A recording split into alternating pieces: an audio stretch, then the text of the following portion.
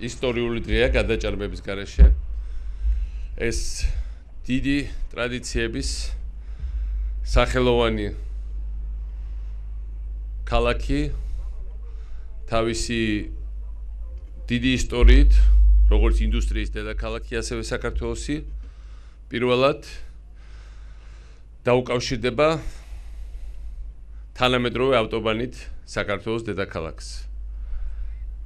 გზა ძირითადად დასრულდება, ძირითადი ნაწილის მისი მშენებლობა უკვე მომავალ წელს და სავალი მანძილი საბოლოო ჯამში როცა ის დასრულდება რუსთავის გასასვლელიდან თბილისის ცენტრამდე იქნება 7 წუთი. ეს არის მართლაც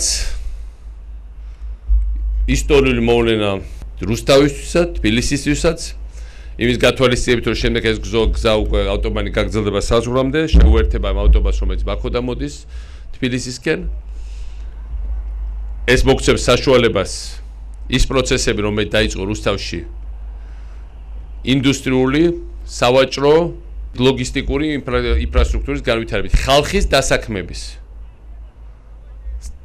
სამჯერ დაჩქარებული ტემპით წავიდეს ამ გზის აშენების პარალელურად და ამ გზის აშენების შედეგად. ეს გზა არა მხოლოდ თქვენ გასაქმებთ, ჩემო მეგობრებო. ეს გზა ასაქმებს აქ დასაქმებულ სპეციალისტებს, არამედ ეს გზა დაასაქმებს 100-ჯერ და 1000-ჯერ მეტ რუსთაველებს, თბილისელებს, იმიტომ რომ ხდება სინერგია, ურთიერთშერწყმის ეფექტი ამ ორი განსხვავებული, განსაკუთრებული ქალაქის და ხდება ახალი სრულიად უნიკალური შესაძლებლობების, არ ნახული აქამდე შესაძლებლობების გაჩენა თითოეული ჩვენგანისთვის. მე ვამაყობ, რომ არ ამ გზის დასაწყისის სათავეში, მე ვამაყობ, რომ მისი ძირითადი ნაწილი დამთავრდება ჩემი საპრეზიდენტო მეორე ვადის ამოწურვამდე, მაგრამ რა თქმა უნდა ჩვენ ვაპირებთ, რომ გავაგრძელოთ სხვა აღშენებრივი პროცესები.